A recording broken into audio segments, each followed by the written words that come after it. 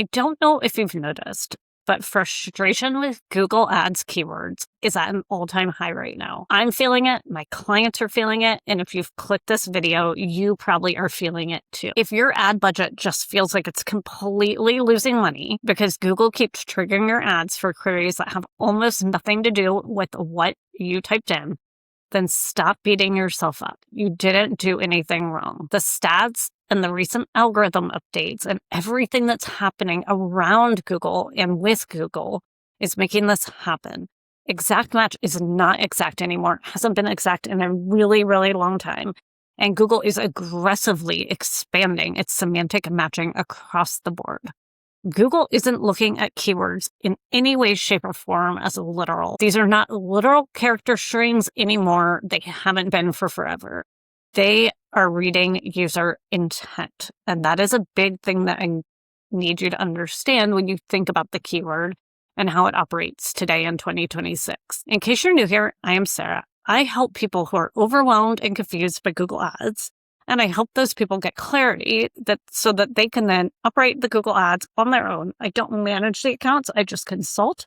And I help business owners like you who want to scale profitably or just get your ads to work in the first place. That is why I built my business. And I do it so you don't have to pay an agency retainer. You can keep doing it on your own and just execute so you're not questioning yourself all the time. Today in this video, what I'm going to be walking you through is the 3 exact changes that I recommend for my clients. And what these changes that I recommend do is they allow you to take back control over your campaigns. So just give me a second to get off my high horse because I used to swear against this. Years ago, I was an absolute king of skags. I guess queen. I'm a female, whatever. All right. You know what I'm saying. I was very, very pro skag. I just kept things really tight into these small ad groups. I built these ultra rigid account structures with lots of exact match. I used the brackets. I fought tooth and nail against Google's push for broad match.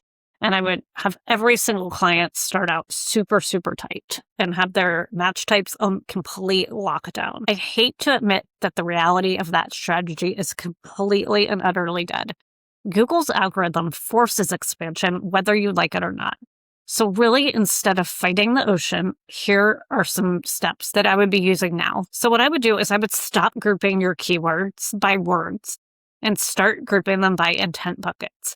Combine your keywords into tight thematic clusters around a core pain point or a service theme, rather than have 50 tiny variations of the same word phrase.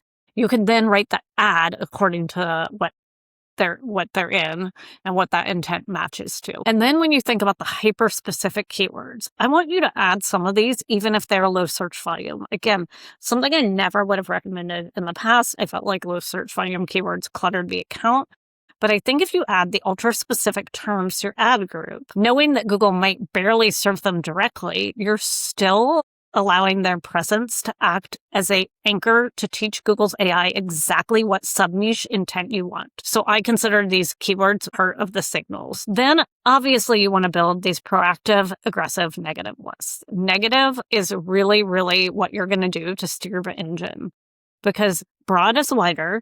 These negatives become your guardrails and they can be applied at the campaign level, and think of them as the brackets around your positive keywords. So over the past 6 to 12 months, I have looked at side-by-side accounts because I do a lot of audits. I do a lot of consultants. In account A, when I was doing the audit, I saw that they had kept trying to force the old school hyper-specific exact match targeting. In account B, I saw them using a little bit better thematic groups, and they had high intent buckets. And what they did is they paired them with niche signal terms. And what was very interesting is we used to think that locking down exact match keywords was enough to preserve the quality score and lower the CPCs, but that notion was dead when I looked at these accounts. In the test, account A saw CPCs climb by nearly 35% because Google marked half those granular terms as low volume and penalized each. Meanwhile, account B was using thematic buckets and saw a 28% lower acquisition cost because Google's AI was properly matching to real user intent in a better way. Now, hear me out, because right now, every single time I see a blog article or I see a recommendation to just use broad match, or I look at Google Ads, which is shoving auto apply recommendations, and the information that comes out of Google, which is really feeling like it's telling you to allow AI to run it and let AI run your account on autopilot, or just ask AI and it'll give you Google Ads advice. I pause. And here's the thing. I love Google Ads machine learning for bid adjustments. I don't mind it for query expansion, but for handing over the keys, I believe this is a recipe for losing money. For AI, when it comes to Google Ads, it understands statistical patterns, but it lacks that human taste, and it doesn't have domain intuition.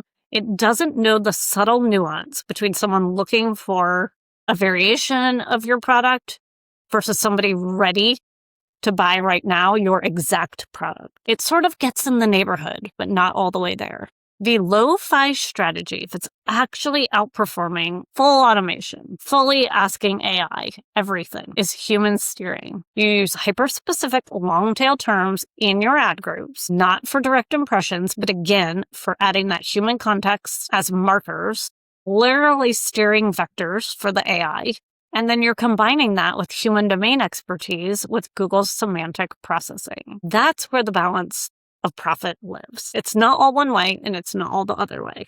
So for me, I am currently rolling out this thematic signal strategy across any account that I'm consulting to. I'm doing this and I'll be checking back in with the accounts over the next 6 months. So for you, make sure that you hit subscribe right now, because you really don't want to miss the video that I do in a couple months where I update and I share the raw conversion data and exact search term logs and what I'm seeing. In the meantime, feel free to drop a comment below with the absolute most ridiculous search term Google has ever wasted your money on recently, or head over to my LinkedIn or visit my website, thesarahsteeman.com, and let me know what campaign setup you're running and if you need any clarity. Thank you so much for watching, and I cannot wait to see you in the next episode.